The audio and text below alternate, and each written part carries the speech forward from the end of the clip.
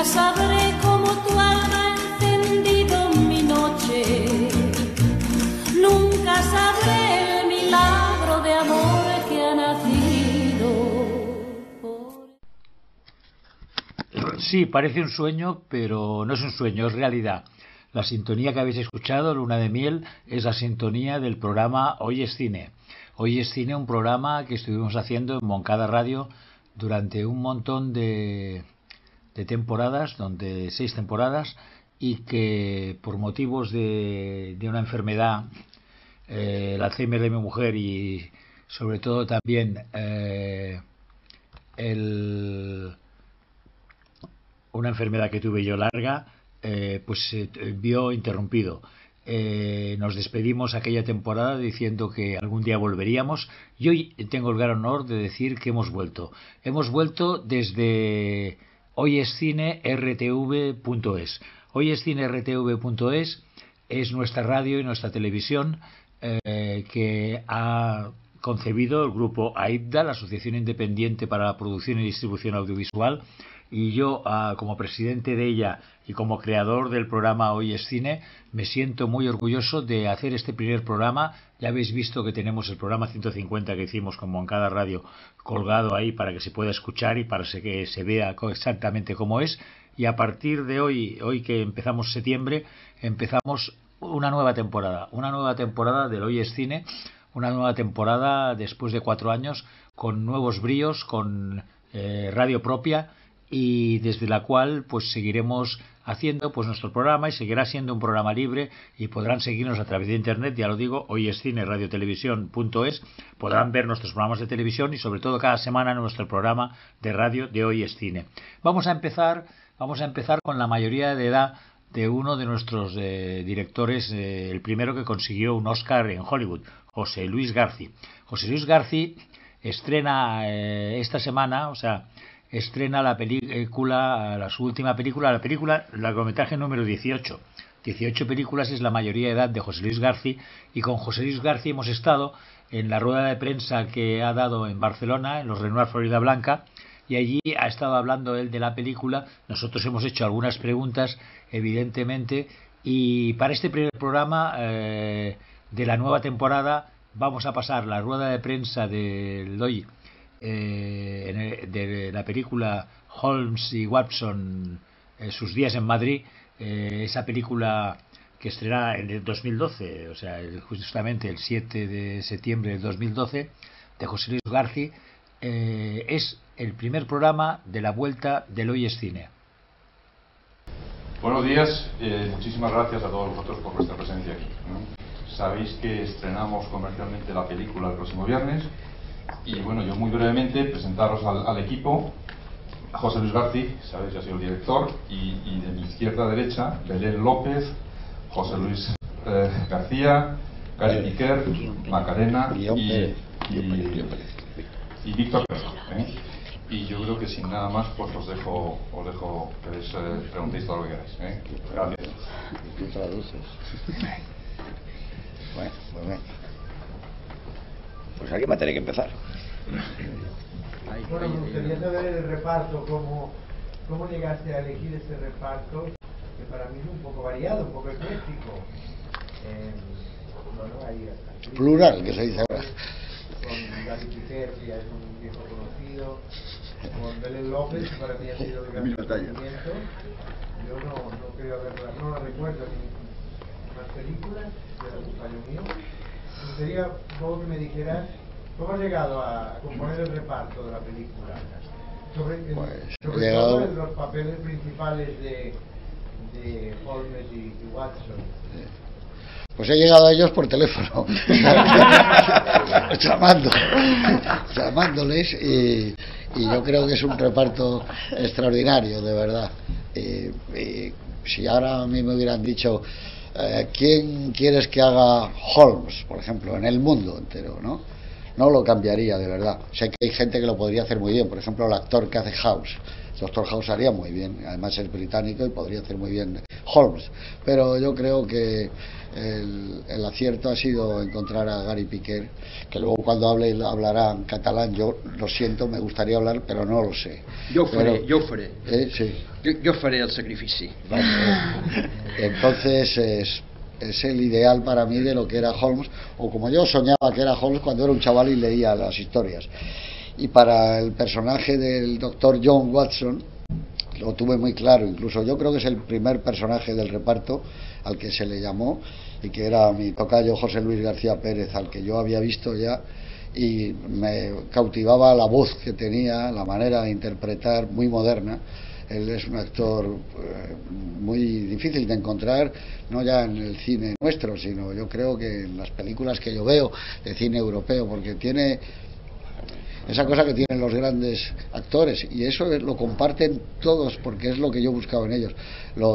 Lo difícil en el cine no es ser natural, es parecer que eres natural. Eso es lo más difícil, porque eso ya lleva detrás de sí una capa de interpretación. Entonces todos, creo que Víctor Clavijo, yo desde la primera vez que hablé ya con él, me di cuenta que era una especie de el Fernando Fernán Gómez que yo había conocido de chaval, más allá de que se le parezca en la voz, en que es pelirrojo como él, delgado como era Fernando cuando empezó, tiene ese peso real en su actuación, esa seguridad que es muy difícil de encontrar, ¿no? Y de las chicas, ¿para qué vamos a hablar? Falta además también Leticia Dolera y falta Manuela Velasco, pero lo que me han dicho todo el mundo es que qué chicas más guapas en la película, además de unas actrices estupendas. Pero es verdad, son unas actrices fenomenales que han hecho grandes sacrificios porque han tenido que rodar su papel en fases distintas, no podían estar con nosotros en una continuidad, ¿no? Y eso siempre es complicado, pero bueno, tanto es así que a mí me gustaría, si hubiera una posibilidad nueva de hacer películas, seguir contando con ellos. No te oyen atrás. No se me oye. Ahora sí, ¿no? Fíjate que hemos llegado a Marte, ¿no? Últimamente, y el sonido no termina de funcionar, porque nunca, en cualquier charla de prensa nunca funciona. Pues que estoy muy contento con este reparto. Si no, creo que hubiera sido muy complicado hacer la película en un breve periodo de tiempo que la hemos hecho, y prácticamente con muy pocas tomas cada uno de ellos, y pues, entonces no sé, yo creo, y esto es una frase que, como sabéis, la decía John Ford siempre, no te compliques la vida, sigue el texto con unos buenos actores y déjales actuar, y lo único que tienes que hacer es de vez en cuando pues hacerles un primer plano, pero el primer plano no es bueno para ellos. Ellos creen que el primer plano es un invento para los actores, y no, es bueno para el montaje, porque si te metes en un lío, siempre con un primer plano tienes el mejor inserto y sales de cuentas, ¿no? Entonces me gustaría precisamente que fueran ellos los que hablaran de la película, porque los directores tenemos un problema, y es que nunca hemos visto dirigir a nadie. Yo no he visto dirigir a Berlanga, ni Berlanga vio cómo dirigía a Mario Camus, ni Mario Camus sabe cómo dirige Alex de la Iglesia. Nunca sabemos cómo se dirige. En cambio ellos sí, ellos saben desde el momento que pisan el set, si el director sabe o no sabe, si toca el violín o no lo toca, si está nervioso porque intenta meterle mano a la escena y no tiene ninguna posibilidad de sacarla adelante. Pero yo creo que ellos son los que realmente saben en qué consiste una película, en qué consiste un rodaje, porque insisto, yo no sé cómo lo hace cualquier otro compañero mío, ni ninguno de ellos. Yo ni siquiera con amigos personales como Mercero, yo nunca he ido a un rodaje, y no sé si cuando llegan lo primero que hacen es buscar la mirada, que es la puesta en escena, lo que quieren. Entonces llaman al operador y le dicen, vamos a rodar desde aquí, el operador pone la luz, tú aprovechas para ensayar. No sé cómo lo hacen otros, pero supongo que ellos sí saben, porque han trabajado ya con muchos directores, y entonces son los que pueden hablar de esta película, de lo que supone haber hecho una adaptación a España de Conan Doyle, que es la primera vez que yo sepa que se ha hecho. Nunca ha venido a este país ni Sherlock Holmes ni Watson. Entonces, si os parece, hacer alguna pregunta para ellos. Eso no quiere decir que yo no vaya a contestar, pero sobre lo que es esta película creo que lo tienen mucho más claro que yo. ¿Cómo has hecho la creación de los personajes? Porque... Muchas gracias por preguntarle a ellos. Dime. Porque nos vamos un poco de lo que es Sherlock Holmes y Watson, Sí. de la realidad. Bueno. De la característica de Holmes, amatoriamente, es un hombre muy frío. Siempre ha sido confuso, ¿no? Y un poco ambiguo. Una mujer así no se puede ser frío. Eso es cierto, porque Irene Adler era maravillosa, ¿no? Y además es una estupenda. Ahí va por tabaco. Pero, pues, yo creo que se ha hecho tanto Sherlock Holmes, estamos hablando de a lo mejor 200 películas. Yo no quería hacer, no porque no me gustara, el clásico Basil Rathbone, ¿no? Por ejemplo, o las películas de la Hammer con Christopher Lee y con todo el entourage que llevaba Peter Cushing, etcétera, ¿no? Pero todo el mundo ha intentado hacer una versión personal de Holmes. Últimamente Guy Ritchie ha hecho otro Holmes mucho más dinámico y lleno de peleas, muy cercano a James Bond, ¿no? Incluso las últimas series que se han hecho también hay peleas casi de kung fu, ¿no? No, yo eso, en primer lugar, yo no lo sé hacer, no estoy capacitado para hacer acción y entonces lo he adoptado un poco a mi manera de rodar, que ya sabéis que es, iba a decir lenta, ¿no? Yo creo que es un rodaje sin prisas, ¿no? El que yo hago. Y entonces Gary Piquet reunía las condiciones: es alto, delgado, atractivo, inteligente, culto, sí. Sabe muy bien lo que es el personaje. Cuando yo lo vi en esa maravillosa película uruguaya que se llama Mal día para pescar, dije, bueno, este es Holmes, no hay otro. Además reunía una característica estupenda, que es que habla inglés perfectamente, es bilingüe, habla todo, habla inglés, habla castellano, habla catalán, habla francés, es fantástico en ese aspecto. Pero tenía un lado de sombrío y oscuro en un momento determinado que siempre creo que lo ha tenido Holmes. Como te decía, Holmes para mí siempre ha sido ambiguo en cuanto a sus relaciones sentimentales. Acordaos que incluso Billy Wilder jugaba con la alternativa de una cierta homosexualidad del personaje, ¿no? Y que probablemente eso le llevaba a inyectarse la solución del 7%, ¿no? Que se metía. Pero en este aspecto yo estaba muy tranquilo. La manera de caminar de él es extraordinaria y arrastra una especie de desencanto, de melancolía. Si yo no hubiera puesto a Irene Adler, el final de esta película probablemente es que se hubiera suicidado, porque eso le ha faltado al personaje de Holmes. Pero amigo, ha encontrado y se ha dado cuenta de que tenía esa persona al lado que le iba a llenar de algo que para él era el mayor secreto del mundo, y para todos nosotros, que es el amor. Nadie sabe muy bien qué es eso del amor, ¿no? Pero él al final opta por esa solución. Y en cuanto a su amigo Watson, yo le veía mujeriego, hace años hubiéramos dicho faldero, pero le veía mujeriego, enamoradizo. Bueno, le cogemos cuando se ha casado 2 veces. Si hubiera seguido más Conan Doyle, probablemente él hubiera, no sé, hubiera seguido las consignas del cambio de pareja, que como sabéis empezó Enrique VIII. Enrique VIII es el que empieza con el cambio de pareja, el divorcio. Todo lo bueno sale de Inglaterra, el fútbol, la democracia, todo sale de allí, ¿no? Entonces yo quería un personaje atractivo, muy sensual, que le gusta el cocido, que le gusta probar todo, que está en un país exótico como es esa España del final de siglo, cercana realmente a como debía ser la India en ese aspecto, ¿no? Y lo quiere probar todo, y es un personaje lleno de vida, y es el contraste perfecto para él. Se quieren horrores los dos personajes, y eso me interesaba decirlo también en la película, y creo que queda claro. Entonces rodearlo de mujeres era muy sencillo, porque ellos enseguida, cuando se instalan en España, conocen un amigo, que es el personaje que hace Víctor Clavijo, un periodista que trabaja en temas del corazón, pero que a él lo que le gusta es escribir otras cosas, que tiene una novia de la que está enamorado, que es una chica que baila y que canta y que tiene una sensibilidad a flor de piel, y luego hay otra mujer estupenda que es la propia del doctor Watson, que es una mujer muy inteligente, que nada más le mira y le dice lo que cambian los viajes, ¿verdad? Ya sabe que ha tenido una aventura, pero sabe también que le quiere. Y luego está claro Irene Adler, que es un personaje misterioso, algunas veces ha sido espía, y cantante de ópera, buena cantante, y fascinada también por esa personalidad maravillosa que le dice cómo una persona como yo se puede enamorar de un detective tan estúpido como eres tú a veces, ¿no?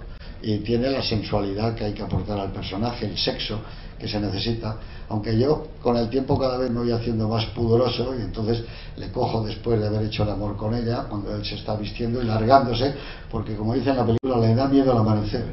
Y bueno, y no sé qué contaros, porque lo que estoy contando es un poco el guión y lo que a mí me gusta de esta película, como digo, hecha sin prisa y sin pretensiones, porque cuando llegas a cumplir ya 18 películas como yo, te vas dando cuenta de que como dice mi querido amigo Holmes, yo tampoco comparto lo de la posteridad, no creo en ella, no creo en la posteridad para nada. Ahí tenéis a Cervantes, ni siquiera tiene el premio Cervantes, o sea que claro, entonces como para pensar en algo. Yo decía ayer a vuestros compañeros que después de haber visto que en la lista de Sight and Sound, en las 50 primeras películas, no está Howard Hawks, como para creer en otras cosas más allá de esto. Yo creería en la posteridad si se diera en vida, pero como no se va a dar en vida, textualmente, como dices tú, si la posteridad no cree en mí, ¿por qué voy a hacer yo algo por ella, ¿no? Entonces, al final es una fonética. Vienes aquí y estás en calles que no sabes de quiénes fueron esas calles, ni qué personas las vieron. En Madrid y de Jorge Juan. Nadie sabe que fue un marino y todo es una fonética, ¿no? Entonces, bueno, pues es una película, como digo, antigua y filmada de manera antigua y con un tema antiguo. Entonces esto en el mundo de hoy puede parecer un disparate, pero es que yo no puedo hacer otro tipo de cine porque no estoy capacitado para ello. La gente que haya podido ver Canción de Cuna o El Abuelo o otras películas mías ya sabe que aquí no va a haber acción. Lo digo, que no piense la gente que va a haber acción, porque sería sería algo impostor por mi parte, ¿no? En primer lugar porque no estoy capacitado y no sé hacerlo, y en segundo lugar porque ya estoy en un momento del cine, incluso de la vida, que lo que me gusta es más ver películas que me gustan que ver nuevas, leer libros que me gustan, releer que ver. Yo sé que eso es un empequeñecimiento, por supuesto, que es limitarse, pero así son las cosas, le pasa a todo el mundo, ¿no? Es algo que va con la edad y con el tiempo y con el cine que has visto y que has vivido. Y me he perdido. No sé de qué estaba hablando. Una cosa, primero felicitarte porque como director eres mayor de edad, tienes 18 años. Por supuesto, películas. Ahora ya sí soy mayor de edad. Eso es evidente. A ti se te ha acusado mucho de las películas que son lentas, evidentemente. Yo creo que tu tipo de cine es así. O sea, El Crack, por ejemplo, que hiciste con Landa, con nuestro común amigo Landa, sí, creo, el 1 y el 2 son dos muy buenas películas de serie negra. Pero lentas. Pero lentas. Es una serie negra lenta. Sí, bueno, pero es que evidentemente yo creo que tu cine es así. El Abuelo es otra historia, pero también es buenísima. Yo te sigo, pues ya sabes que nos conocemos. Sí, claro, por supuesto. Desde Asignatura Pendiente. Es un tipo de cine que me gusta y tengo que decir, lo digo públicamente, que esta película... yo creo que como Spielberg hizo lo de Sherlock Holmes también de joven, tú has querido, como él hizo lo de Peter Pan, tú has querido recordar a Holmes porque lo has leído, sí. Lo tienes muy presente, cuando éramos críos lo hemos leído nosotros, y has querido hacer tu versión de Holmes, que me parece muy bien, y tengo que decir que a mí, cuando he preguntado la hora que era, eran las 12 y pico, y yo cuando una película, calibro siempre las películas que veo, si estoy mirando el reloj o pregunto la hora, quiere decir que me han faltado 2 minutitos o sea que me ha pasado muy rápido la película, lo cual la película está muy bien y tiene para mí el ritmo adecuado. Ahora sí que me gustaría preguntar en general a los actores que hablen uno a uno. En general o en teniente coronel, sí, hay una cosa, uno a uno, que me digan cómo es la pregunta me la ha puesto Huevo, cómo es José Luis García como director. Ah, bueno, eso sí te lo pueden decir ellos. Pero has dicho una cosa que es verdad. Yo pertenezco, no sé por qué, desde que empecé con Asignatura Pendiente, a una raza de directores acusados. Pero no sé, siempre me han acusado de muchas cosas. Yo estuve vetado, sabes que estuve vetado en Televisión Española y he estado vetado y todas esas historias. Claro. O sea, que está bien eso. En esa época tuvimos un montón de cosas. O sea, Fraga también me prohibió una película en esa época cuando empezabas también. Claro. O sea, pero bueno, seguimos adelante, que es lo importante. Venga. Pues yo te voy a decir lo que es José Luis García, es un grande. del cine. Y eso es una suerte tenerlo, ¿sabes? Y disfrutarlo y aprender de eso. Y es que es así. Y cuando te cae eso, dices tú, bueno, pues si este regalo me ha caído, no me voy a complicar la vida. Si él dice que está bien, porque para una vez que tienes eso, ahí no es fácil tenerlo. Pues yo te voy a decir lo mismo que te han dicho antes, que para mí como actriz eres un descubrimiento, no te conocía demasiado. Y te pronostico una carrera estupenda. Muchísimas gracias. La verdad es que de la película lo que más me ha encantado es que por fin puedo decir aquello públicamente, y lo diré en mi crónica, puedo decir que el cine español, que no lo dicen fuera, ya está a la altura del cine inglés en cuanto a intérpretes, porque siempre hablamos que las películas inglesas o las series, los que están cojonudos siempre son los actores en todos los papeles, y aquí siempre hemos tenido la fama de que el cine español no tenía. Yo siempre he defendido, como Berlanga, que tenemos muy buenos secundarios y muy buenos actores principales, y directores estupendos, extraordinarios, por Dios. Pero que quiero decir que creo que verdaderamente en esta película hasta los extras están bien conseguidos, o sea, muy bien. Claro, pero es que teniéndolo a él al lado es timonando el barco, imagínate, o sea, un regalazo. Y me consta que no lo digo porque se ha conocido medio y seamos amigos. Yo digo lo que opino, si no me callaría. Porque es un libro abierto, es que cada vez que habla dice, no, hablar vosotros hoy, digo, pues no nos prives. No nos prives porque es un gusto escucharle, porque es que sabe muchísimo. Sí, bueno, pero hablar vosotros. Ahora pasa al compañero, que además después de verlo en Amar en tiempos revueltos, que era malo o malísimo, y lo hacía muy bien, por supuesto. Fíjate, pues es un amigo y es un maestro, entonces pues a partir de ahí todo lo demás no nos conocíamos personalmente antes, pero todo empezó en una comida en Madrid, que iba a ser para un rato, que se fue alargando y se fue alargando y se podía haber alargado un día entero si hiciera falta. Y entiendes perfectamente por qué los actores que han trabajado con él repiten. Es que yo repetiría hasta que me echase, sinceramente. Esta es mi opinión. Vamos ahí. Bueno, yo quería decir una cosa. Del Betis, joder. Eso juega. Quería decir a José Luis, qué bien hablas, canalla. Y qué bonito hablas, además, porque yo venía aquí medio dormido y me he despertado de golpe. A José Luis García, yo, o sea, ¿cómo puedo discrepar con lo que dice todo el mundo? Pero hay una cosa de José Luis que yo me gustaría enfatizar, y es el hecho de que es un director del que te puedes fiar. Porque, o sea, hay actores que, creo que cuando hablabas antes de que los actores ingleses y tal, el actor siempre, cuando coge un poco de oficio, o sea, ya no confía mucho en los directores. Y yo creo que eso, he pensado siempre que es un error. Y yo siempre me he entregado al director, o sea, pero claro, muchas veces sales escaldado. O sea, yo he salido escaldado hace poco. Y dices, hostia, y te saben, dice, bueno, también yo he corrido el riesgo y adelante, o sea, que tampoco puedes culpar a nadie. Pero cuando te pones en manos de José Luis García, sabes que, o sea, que vas acompañado en el viaje y que todo lo que va a hacer, o sea, va a hacer a favor tuyo. Y coño, trabajar así es la hostia. Y después, otra cosa de los actores, que decimos siempre que los actores somos cojonudos y tal, el montaje hace una interpretación. O sea, yo hablaba ayer de una secuencia justamente con Irene Adler en el tren, y me decía un crítico me decía, qué bonito es esa secuencia, dice, porque es muy inglés, muy british, porque la atracción está, pero nunca acaba de consumarse, es un hilo que se va tensando, que no acaba. Y yo recuerdo cuando rodé esa secuencia, se me iba, o sea, se me estaba escapando, porque estaba entrando en el juego, me estaba poniendo emocional, y no podía. Pero yo no tengo esa capacidad que tienen los británicos, los Anthony Hopkins, para poder reprimir la emoción controlándola. O sea, yo eso no lo sé hacer.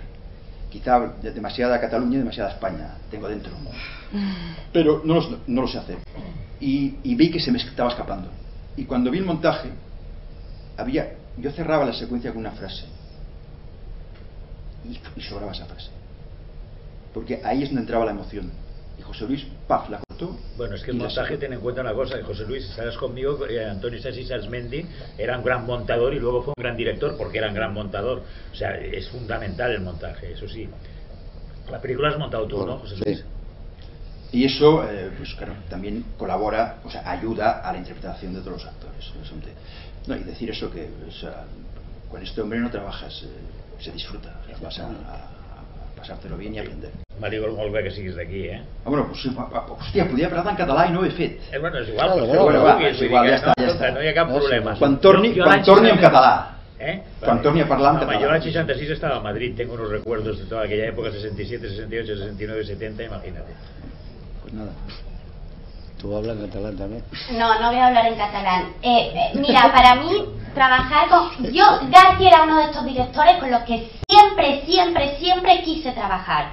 ¿No? Cuando le entrevista a otras actrices que dicen, no, es que yo quería trabajar con Woody Allen y le llamé por teléfono, no, pues yo siempre deseé trabajar con Garci e hice todo lo posible, lo cuento, para que mi fotito se la pusieran encima de su cara y que se fijara en mí y me contratara. Y, o sea, es que nunca lo había hecho con ningún otro director, había insistido tanto y realmente tenía grandes deseos de trabajar con José Luis.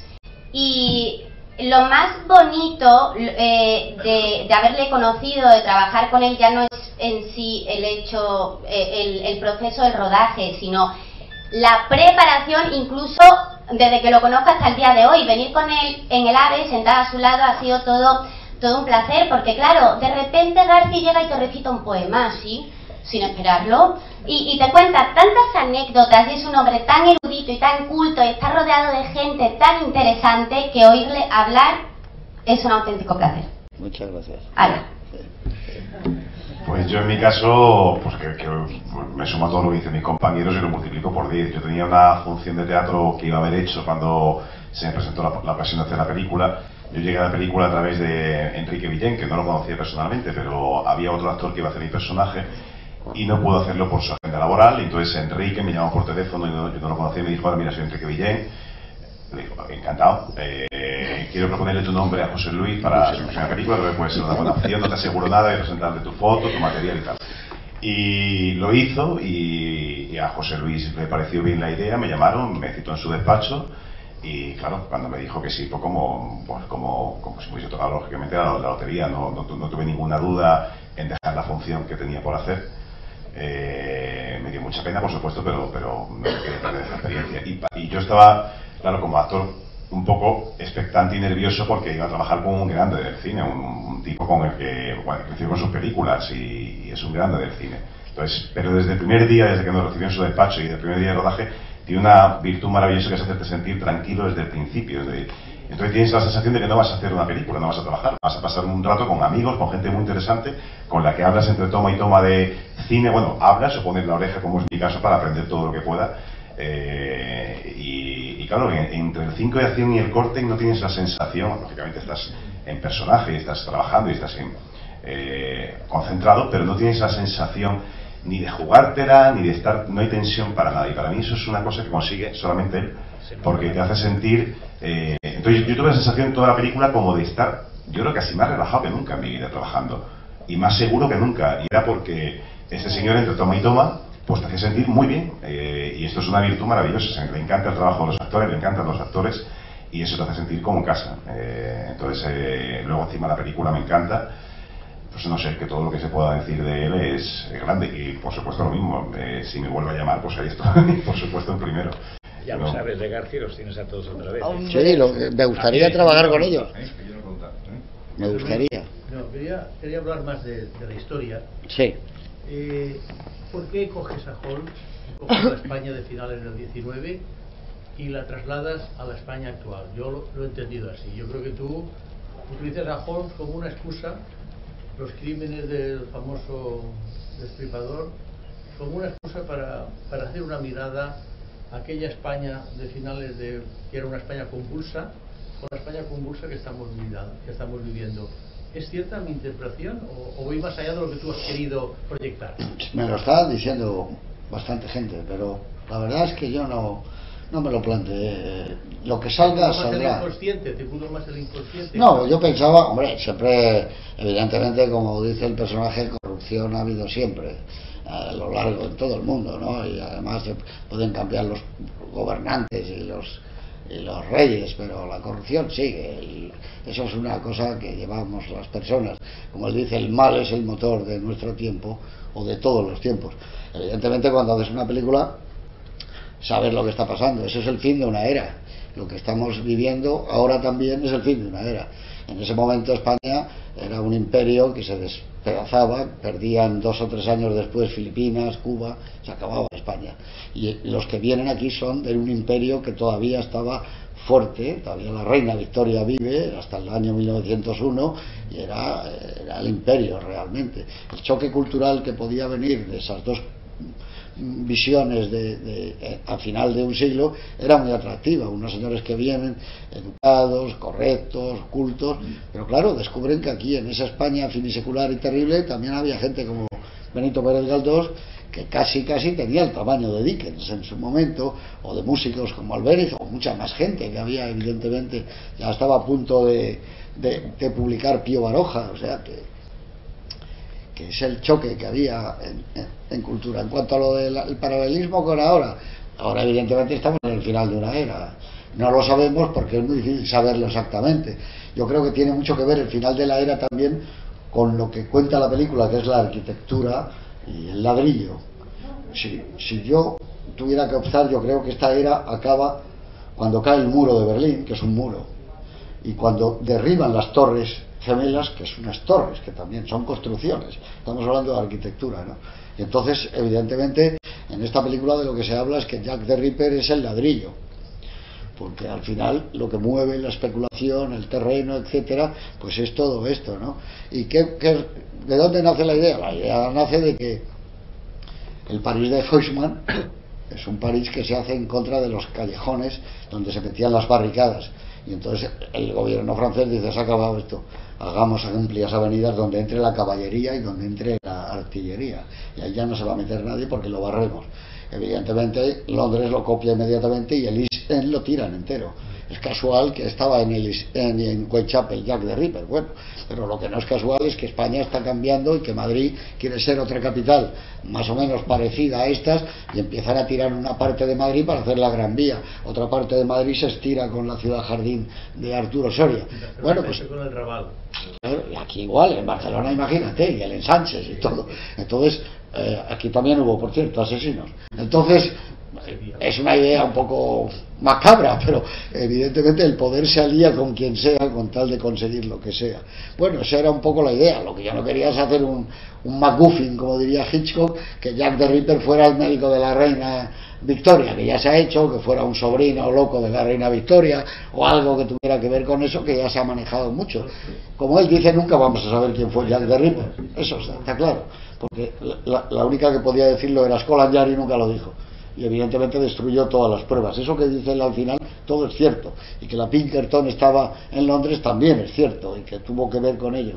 Bueno, pero es como el final de Holmes, dice: yo ya no puedo, a mí que me vaya a saber quién hizo aquello en una cancillería de Bruselas, yo me voy a retirar, mi mundo se ha ido, el mundo mío se ha ido, yo que quiero un poco de sol, saber por qué hacen las células hexagonales, una bicicleta quizás, como algo muy avanzado, leer el Times, pero la idea mía es que es el final de Holmes. Pero Jordi, ¿verdad que es tu película más personal y en donde has proyectado más tus cosas personales, como nos estás explicando ahora? Porque hay un momento que ella dice: llevo 18 óperas, y tú acabas, o 20 óperas, tú acabas de decir: llevo 18 películas, es decir, sí, no cumples años, cumples obras. Sí, cumples películas, sí. La gente tira. No sé quién fue, pero debió ser alguien como Botanovich o alguien como Truffaut, que dijo: no me preguntéis por mis películas porque no me gusta hablar de mi vida privada. Dijo más o menos. Entonces, algo de eso va ocurriendo, pero lo que sí puedo decir, es muy difícil, porque yo no estoy entre mis directores preferidos, nunca he estado, pero sí creo que esta es mi producción más querida. No hablo de la película mía, hablo de la producción, porque se ha hecho con muy pocos medios. Y cuento siempre un caso: yo las películas mías anteriores, suponte que fueran hijos, como dice todo el mundo en el tópico, pues todos mis hijos han ido al colegio, unos han ido a un colegio mejor, otros peor, unos al liceo francés, otros al liceo británico, han hecho carreras, uno ha estudiado medicina, otro derecho, y este no ha ido al colegio, el de esta película, y ha salido listo, ha salido para adelante, sin haber podido estudiar en la universidad.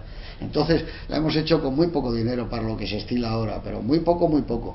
Evidentemente se ha hecho con muy poco dinero, pero la película suponte que valga 100 y se ha hecho por 20, gracias a que estos señores han cobrado menos de la mitad de lo que cobran habitualmente, que los técnicos apenas han cobrado no ya ni el 30% de lo que cobran. Que ha habido actores, y yo siempre lo pongo, por ejemplo, mi amigo Carlos Hipólito, que no ha cobrado. Ha habido lugares donde hemos rodado, por ejemplo, que no nos han querido cobrar, como el restaurante Lardi o como el Casino de Madrid, y se han portado maravillosamente. Entonces la película ha costado 100, pero realmente lo que ha costado es 20. Haber utilizado con mis amigos que está aquí presente, Carlos Ruiz Jarabo o José Alberto, la producción de esta película, y saben lo que ha sido, es haber hecho encaje de bolillos con lo poco que tenías, pero que no pareciera nunca una cosa cutre. Es decir, que si había una fiesta en una embajada, la fiesta en la embajada británica se pudiera celebrar en un lugar que pareciera la embajada británica. Tanto es así que es el Observatorio Astronómico de Madrid, que hizo Villanueva. Pues lo hemos conseguido que nos dejaran rodar allí. Ha sido un trabajo de preproducción muy grande. Entonces, como producción, decir, hombre, si a mí me dicen al principio que voy a hacer con el poco dinero que he hecho una película en el siglo XIX en Madrid, haciendo unas calles que ya no existen y que he tenido que ir a buscarlas a San Martín de la Vega o Alcalá de Henares, pues hubiera dicho que era prácticamente imposible, pero bueno, creo que ahí he jugado limpio. No sale París, sale una postal de París, no sale Londres, salen postales de Londres, pero ha habido que inventarse los viajes, ha habido que hacerlo de otra manera, como un álbum de fotografía, pero a ese nivel de producción sí estoy contento de haberla hecho, porque el chico ha salido listo. ¿No has tenido subvención? ¿Qué? Espera un momento, no lo cortes todavía. Y acabamos, ¿vale? La película se ha hecho con el apoyo de Televisión Española, que le quiero dar las gracias al director, que ya no está, Santiago González, y a la directora de los servicios de derechos de antena, que es Eva Cebrián. Si ellos al final no me hubieran dado el apoyo para hacer la película, que ya, como comprenderán, no es lo que daban antes, pues, y Telemadrid tampoco, no lo hubiéramos hecho. Entonces eso es por lo que yo estoy preocupado, porque cada vez las televisiones van a tener menos margen de apoyar a las películas, y las televisiones durante mucho tiempo han mantenido el cine, no solo el cine español. Es imposible que en Argentina se hubiera hecho cine, o en Uruguay, sin los derechos de antena de Televisión Española, por ejemplo. Entonces ha sido algo emocionante, porque las televisiones de todo el planeta han vivido gracias al cine durante muchos años. Han sacado la caldera de Hollywood y miles de películas las hemos visto en sesiones infantiles, de tarde, de noche, y luego recíprocamente la televisión ha dicho, voy a apoyar el cine, y ha dado derechos de antena para que las cinematografías de Europa, sobre todo, pudieran seguir haciendo cine. Pero ahora ya estamos en un momento muy complicado, ¿no? Y aunque nunca ha habido guerra de pantallas, porque la pantalla sagrada, que es esta, la del cine, ha cohabitado perfectamente con la de cristal, que es la de la tele, y con la nueva del ordenador, nunca ha habido problema, no ha habido guerra de las pantallas. Ahora ya hay un problema económico muy gordo, y es que no se pueden apoyar unas a otras. Entonces es muy difícil, y el cine está a punto ya de pegar sus últimos bandoleos, porque ya no puede ser. Seguirá haciéndose películas, pero ya en un número más reducido. Entonces nosotros tenemos suerte porque las hemos hecho, pero la gente joven que viene ahora, alimentada además por un cine que le debe mucho a la publicidad, que le debe mucho también al mundo del TV o del cómic, mucho más que nosotros, va a tener una imposibilidad muy grande, porque en el fondo no le gusta a nadie hacer una película con un teléfono móvil. No te gusta, te gusta hacerla con una cámara. Y a mí, además, de las 18 o 16 las echan decorados. Yo creo que para el actor es fundamental que haya un decorado, que no esté rodando en una calle en Alonso Martínez 12 con las prisas. No, que le digan, fulano de tal, al set. Joder, dice, soy un actor, estoy en un decorado. Claro, y paso ahí. Eso es fundamental. Le puedes rodar en un plató, como se ha rodado toda la vida, que siempre, cuando dices interior noche, es exterior día. No importa, estás en un plató. Y el caminito, ahí es donde está la dirección de actores. El caminito del vestuario, de su vestuario, cuando ya sale vestido con sus zapatos y su capa, a que cruza y llega al decorado, al set, eso. Ahí sabe el actor que ese camino es un viaje que no tiene vuelta, es su viaje de ida, es un viaje iniciático para el actor, y sabe que ahí está, y que entra en un lugar mágico que es un decorado, que haces así, lo iluminas y dices, joder, soy un actor, es que estoy haciendo una película. Eso es magia. Esa magia no se da con un teléfono móvil, y entonces a mí me gustaría que tuvieran la misma posibilidad que tuvimos nosotros de seguir haciendo magia, de seguir contando como yo he contado en mi carrera con Gil Parrondo, que esta película tenía 91 años y que por supuesto no ha contado como Alexander Trauner para hacer los decorados de Holmes que hizo para Billy Wilder, que son maravillosos, aquel Baker Street lleno de nieve, aquel Baker Street lleno de carros y de caballerías y de tiendas y de gente, pero ha hecho un decorado de Holmes que, habiéndole sacado el partido que creo que le hemos sacado, pues es bonito, es un decorado de Holmes o un depósito de cadáveres que no había ya en Madrid. Entonces en ese aspecto, aunque sea jubilosa, yo tengo una nostalgia jubilosa, pero de haber hecho algo en un momento en que eso está a punto de desaparecer, como desapareció el circo. Aquí estaba el Circo Price, ¿no? Aquí al lado, pegado aquí, ¿no? Y había lucha libre, y había boxeo. Ya solo está en la memoria de muy poca gente, ¿no? Esto era el Florida Cinerama. Yo estuve aquí en el año 68, el estreno en Europa de 2001. Se inauguraba la Semana de Cine en Color. Esto se llamaba Florida Cinerama. Y aquí, en otro cine, porque no era así, era muy grande el patio de butacas, nos caímos todos y nos quedamos boquiabiertos cuando vimos aquel arranque que ponía La Alborada del Hombre, y vimos aquellos monos con el hueso en aquel flashback fantástico que lo tiraba y enlazaba con una nave espacial. Bueno, eso hay que ponerlo en las películas. Eso no es nostalgia mala, es nostalgia jubilosa, creo yo. Bueno, y me he perdido, por seguro. Gracias por venir. Vale, pasamos a las entrevistas. Bueno, y después de esta rueda de prensa y de haber hablado con José Luis García y anunciarles que desde el programa de Hoy es Cine, ya lo verán en nuestra televisión, 14, 15 y 16 de diciembre es el segundo Festival Internacional de Cine en Nunes. Saben que nosotros queríamos hacer un festival de cine. Habíamos hablado en principio desde el Hoy el Cine hacer el Festival de Cine Gris Marengo, por motivos que he dicho antes de la enfermedad y estos 4 años fuera.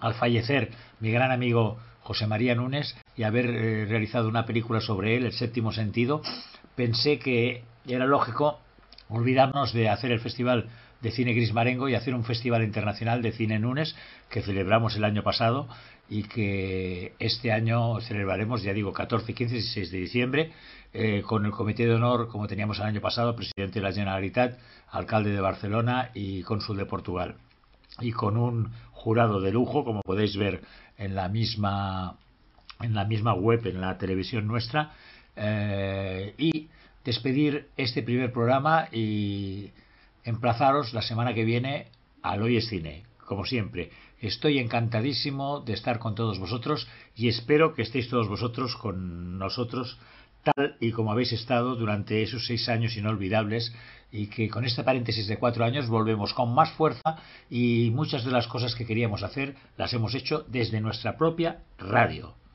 Hasta la semana que viene. Hoy es Cine.